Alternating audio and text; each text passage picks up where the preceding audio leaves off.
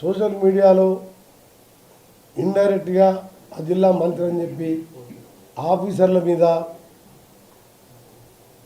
ఆ విధంగా అభాండాలు వేయడాన్ని తీవ్రంగా ఖండిస్తూ మీడియా మిత్రులకు, అన్ని రకాల మీడియా మిత్రులకు నేను సవినయంగా విజ్ఞప్తి చేస్తున్నా. మీరు రాసే ప్రతి రాత, మీరు చెప్పే సైడ్కి వెళ్ళి చెప్పేది కానీ మీరు ఒకటే గుర్తుపెట్టుకోవాలి. మీకు కూడా భార్య పిల్లలు ఉంటారు, అక్కా చెల్లెలు ఉంటారు, దగ్గర బంధువులు ఉంటారు, మీ ఇంట్లో మహిళలు ఉంటారు. వాళ్ళను కూడా ఎవరైనా ఈ విధంగా మీ మీద అంటే మీరు ఎంత బాధపడతారో ఆలోచించుకోవాలి.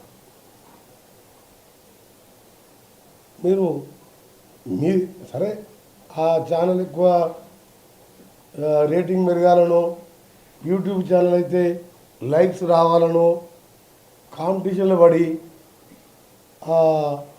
మహిళా ఆఫీసర్లని మానసికంగా ఇబ్బంది పెట్టడం సరైన పద్ధతి కాదని చెప్పి అది స్టేట్ మీడియా కానీ సోషల్ మీడియా కానీ మీరందరూ కూడా దానికి ఒకసారి మీరు గుండె మీద చేసుకొని ఆలోచించుకోవాలి. రేపు మీకు ఈ పరిస్థితి ఎదురైతే ఏ విధంగా ఉంటుంది? రాజకీయ నాయకులు అంటారా, ముఖ్యమంత్రి మీద కూడా వచ్చినాయి సోషల్ మీడియాలో, కొన్ని నా మీద వచ్చినాయి, నిన్న మొన్న ఇంకో మంత్రి మీద కూడా వచ్చినాయి.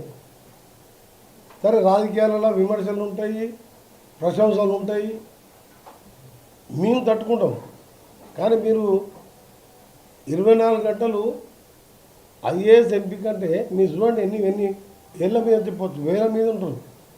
140 కోట్ల మంది, ఎంతమంది ఐఏఎస్ ఐపీఎస్ ఆఫీసర్లు ఉంటారు? ఇప్పుడు వాళ్ళ ఫ్యామిలీ వాళ్ళు ఏ విధంగా ఆలోచించుకోవాలి, ఎట్లా బతకాలి మీరు? అంటే సమాజంలో మీకు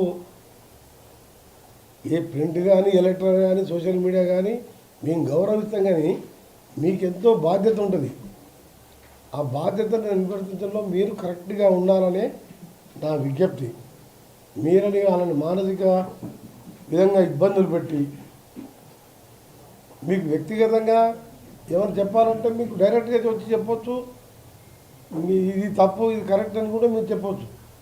కానీ మీ సోషల్ మీడియా ఛానల్ పెట్టి, అందుకనే మీ సోషల్ మీడియా వాళ్ళు కూడా విమర్శిస్తలేదు. మీరే ఆలోచించుకోవాలి. మీకు రేపు పరిస్థితి అయితే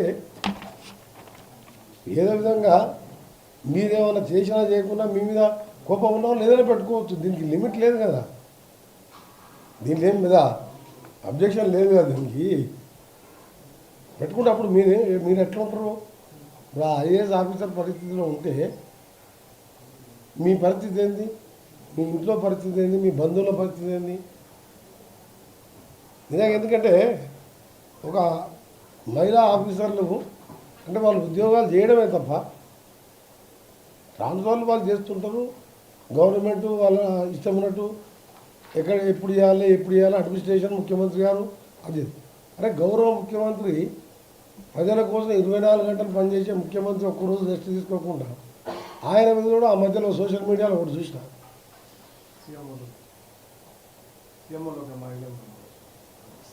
సీఎంఓ మైలేజ్ ఒకటి, అంతకంటే ముందు ఇంకా ఘోరమైన వీడియో చూసినాం.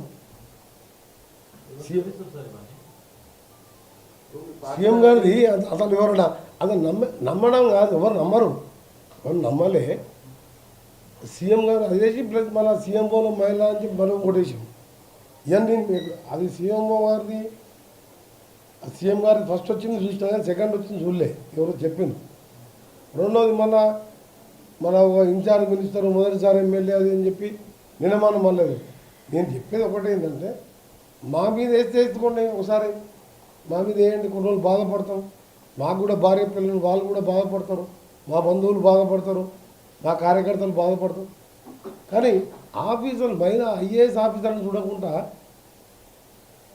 అసలు ఎక్కడ పోతుంది అర్థమవుతలేదు నాకేంది. లేదు నా మీద కాదు బాగా సీఎం మీద నువ్వు వేసినావు నువ్వు కాదు సీఎం గారు పోతున్నట్టు బండి నడుపుతున్నాడు ఫోటో వేసి పెట్టింది ఐటమ్ సీఎం వల్ల మహిళ ఆఫీసర్ మొత్తం ఎప్పుడో సీఎం చూసిన మీ మహిళా ఆఫీసర్ సీఎం గారు ఎప్పుడన్నా ఆఫీస్లో మీరు చూసినా ఏం ఐటమ్ అది నేను మన మొదటిసారి ఎమ్మెల్యే ఇన్ఛార్జ్ మినిస్టర్ అని ఇప్పుడేమో నల్గొండ మినిస్టర్ చంద్రబాబు మినిస్టర్ అని ఇవన్నీ మీరు చూసినా మీరు దింకారా దానికి అదే ఎవరు అనుకుంటే మీరు వేస్తున్నారు అది కాదు దానికి పొద్దున ఉదయమే డీజీపీ గారితో క్లియర్ కట్గా మీరు పోలీస్ పరంగా రిపోర్ట్ చేయాలని గంట సేపు శివధర్ రెడ్డి గారితో డిస్కస్ చేయడం జరిగింది.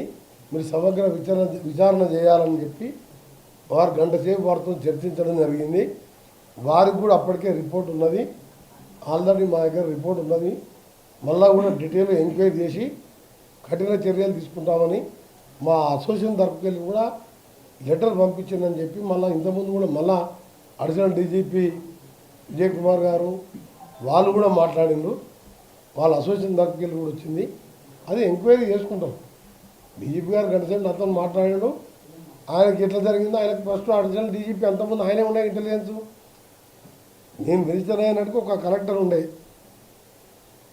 కర్ణన్, ఆ తర్వాత మళ్ళీ హరిచంద్రన్ కలెక్టర్ వచ్చింది. తర్వాత ఎమ్మడే ఎలక్షన్ పార్లమెంట్ ఎలక్షన్ పర్పస్ చేసి ఆ సీనియర్ ఆఫీసర్గా తీసుకొచ్చి మళ్ళీ హైదరాబాద్ పోస్టింగ్ ఇచ్చాం.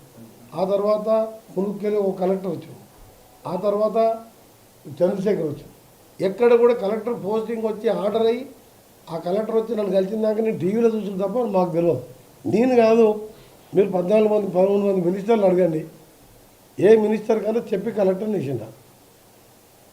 ఈ ముఖ్యమంత్రి కాదు, ఏ ముఖ్యమంత్రి అయినా సరే కలెక్టర్ పోస్టింగ్లో వాళ్ళ జోక్యం ఉండదు. అందుకనే ప్రభుత్వం తరఫున మొత్తం